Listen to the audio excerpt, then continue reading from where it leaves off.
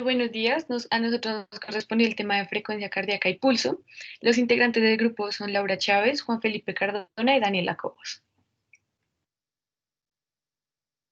Mm, bueno, la frecuencia cardíaca se entiende como las pulsaciones del corazón y las veces que éste late en un minuto. Vamos a tener diversas variaciones respecto, pues en base a la edad del paciente. Entonces, en niños menores de 2 años, eh, la frecuencia cardíaca normal que se va a manejar es de 80 a 160 latidos por minuto. En niños de entre 2 años y 10 años, la frecuencia cardíaca normal será de 70 a 120 latidos por minuto y en los adultos la frecuencia cardíaca normal será de 60 a 100 latidos por minuto. Igualmente, se pueden encontrar algunas variaciones como es la taquicardia y la bradicardia. Entonces, la taquicardia se entiende como un aumento de las señales eléctricas que hacen que el corazón se acelere y pues va a tener un ritmo, una frecuencia cardíaca aumentada. En los niños menores de 2 años entendemos la taquicardia por latidos mayores a 160 por minuto. En niños entre 2 y 10 años, la taquicardia es cuando tenemos más de 120 latidos por minuto. En los adultos, los latidos deben ser mayores a 100 por minuto. Algunas causas de taquicardia que podemos encontrar pueden ser fisiológicas, como en el caso de estar en actividad física, haciendo mucho ejercicio, e igualmente se puede dar por causas como un estrés repentino o cuando el paciente presenta fiebre es normal que se aumente la frecuencia cardíaca. Ahora, para hablar sobre la bradicardia se va a entender como un ritmo mucho más lento. En los niños menores de 2 años, este ritmo debe ser menor a 80 latidos por minuto. En niños de entre 2 y 10 años, la bradicardia será cuando se presentan menos de 70 latidos por minuto y en los adultos será menos de 60 latidos por minuto. Bueno, algunas causas de bradicardia pueden ser algunos medicamentos o situaciones patológicas como es el hipotiroidismo. A continuación, vamos a hablar sobre más datos sobre las características del pulso y demás. Bueno, entonces cuando estamos hablando acerca de la frecuencia cardíaca y del pulso, tenemos que tener en cuenta que hay ciertas características que pues, nos pueden ayudar a determinar qué tipo de pulso es. Entonces tenemos que el primero es la frecuencia. Entonces la frecuencia se conoce como el número de ondas percibidas durante un minuto. Y este, ya como mi compañera lo explicó, puede variar dependiendo de la del paciente. La segunda es el ritmo, donde tenemos que lo normal es que el ritmo sea de manera muy regular. Y si no es así, lo más probable es que me esté indicando de una patología que tenga el paciente. El 3 es el volumen o la amplitud, que hace referencia a la fuerza con la cual la sangre ejerce cada latido y esta obedece a la presión del pulso. Entonces podemos tener un pulso normal que se caracteriza porque es un pulso que es fácilmente palpable, desaparece de manera intermitente y que es de manera simétrica. Tenemos que un pulso débil o disminuido, que también se le conoce como filiforme o hipokinésico, suele asociarse con disfunción ventricular izquierda, hipovolemia o estenosis aórtica. Y se caracteriza porque pues a la hora de hacer la palpación no se siente tan fuerte como debe. Y un pulso fuerte, rápido o hiperkinésico, que también se le conoce como un pulso saltón, me está reflejando desde una eyección rápida del ventrículo izquierdo. Y esta se puede dar, por ejemplo, como en la insuficiencia aórtica crónica.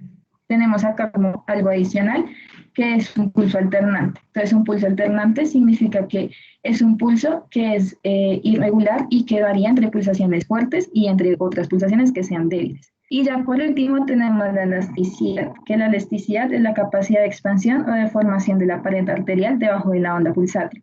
Y esta me va a ayudar a reflejar el estado en el cual se encuentran los vasos arteriales. Siguiente, por favor. Bueno, entonces ahora para poder tomar el pulso tenemos que tener ciertas cosas en cuenta. Lo primero es hacer la diferencia entre qué es una frecuencia cardíaca y cuál es la frecuencia de pulso. Entonces, como ya lo dijimos, la frecuencia cardíaca hace referencia al número de contracciones del corazón que ejercen un periodo de tiempo.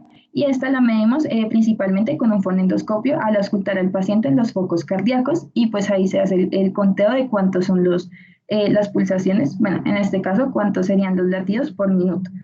Y la frecuencia de pulso, por el contrario, lo que hacemos es que la vamos a realizar por medio de la palpación. Entonces, acá vamos a explicar cómo realizamos la toma del pulso. Entonces, lo primero y lo más importante es que para poder tener una buena detección del pulso adecuada, el paciente tiene que estar cómodo y en reposo. Y lo más importante es pues, tener en cuenta que lo ideal es que el paciente 10 a 15 minutos antes ya esté completamente calmado y en su estado basal. Entonces ya pasamos a tomar el pulso. En este caso vamos a explicar cómo se tomaría el pulso radial. Entonces lo ideal sería que el paciente tenga la extremidad apoyada, sostenida con la palma, mirando hacia arriba. Ya ahí pasaríamos a tomar un cronómetro para poder tener en cuenta el tiempo. Entonces, hay varias formas de tomar el pulso. La más común es tomar el pulso durante 30 segundos y multiplicarlo por 2. Sin embargo, también se puede hacer de otras formas. Entonces podemos tomar el pulso, la cantidad de latidos durante 15 segundos y el resultado lo multiplicamos por 4 o podemos contar los latidos durante 20 segundos y lo multiplicamos por 3. O pues como ya lo dijimos, durante 30 segundos y lo multiplicamos por 2. Ya después de realizar eso pasamos a identificar si el paciente se encuentra taquicárdico o bradicárdico, ya mirando si tiene pues, las pulsaciones mayores o menores de los estándares normales. Y por último, es tener en cuenta que si en el momento en el que estemos tomando el pulso vemos que hay irregularidades, lo mejor es no tomarlo por 30 minutos, sino alargarlo entre un minuto más para poder estar seguros de cuántas son las pulsaciones que tiene el paciente en el momento.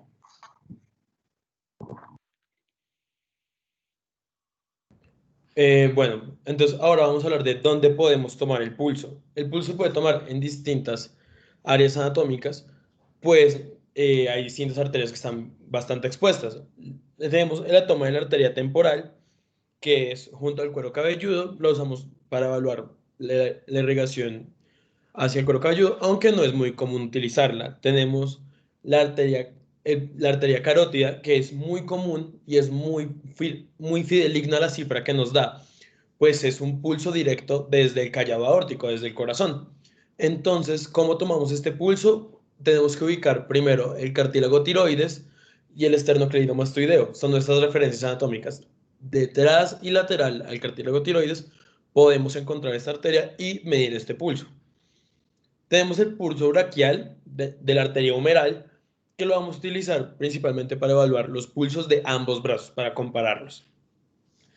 El pulso radial y el cubital son los más comunes que utilizamos, sobre todo el radial.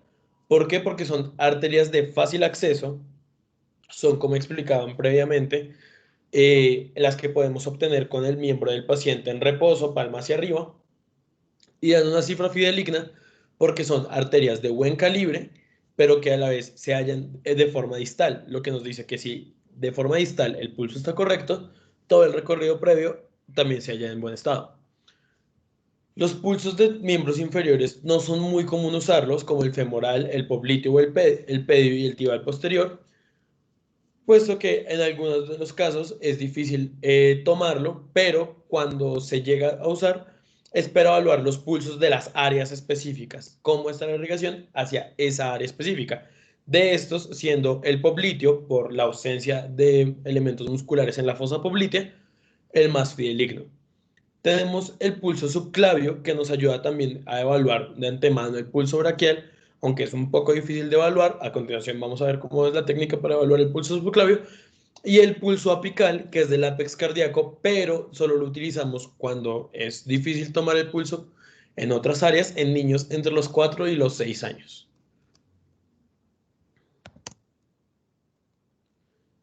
Entonces, aquí tenemos una gráfica que nos explica cómo tomar y dónde tomar el pulso en cada área. Entonces, tenemos el que les comentaba, temporal superficial, en la arteria temporal superficial, anterior a la oreja, el facial en el cuerpo de la mandíbula y el carotidio, que es el que, como se puede ver ahí, delante del esternocleidomastoideo y posterior lateral al cartílago tiroides.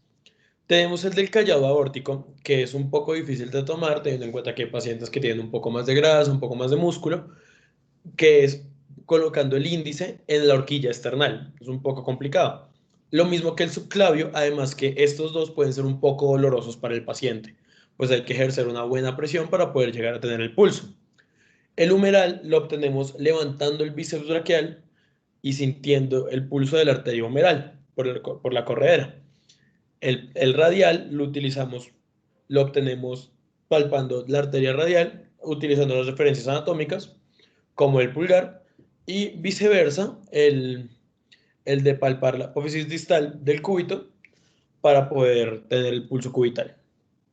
Acá tenemos los pulsos de los miembros inferiores. Como podemos ver, el aorto abdominal femoral es un poco más difícil, requiere una maniobra más complicada, requiere palpar el epigastrio y el mesogastro suavemente, pero si el paciente tiene un panículo adiposo considerable o una masa muscular considerable, es bastante complicado. El pulso popliteo, que lo tenemos en la fosa poplitea, como mencioné previamente, por la ausencia de elementos musculares en la fosa, es bastante fideligno. El pulso tibial posterior, que corresponde a la arteria del mismo nombre, se palpa por detrás del maleolo y nos permite tener una correcta toma del pulso para esta área, para el pie y para la tibia. Y el pulso pedio, que no siempre es muy fácil, se toma sobre el segundo metatarso.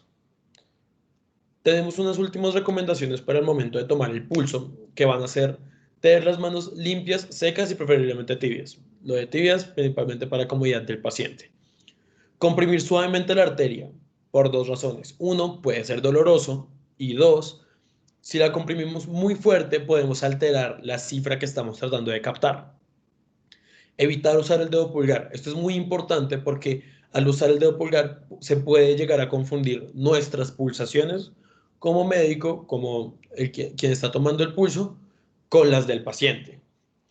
No tomar el pulso en donde se presenten heridas, dolor o hemorragias. ¿Por qué? Porque el área traumatizada o el área que esté afectada va a tener una elevación y una alteración de su pulso.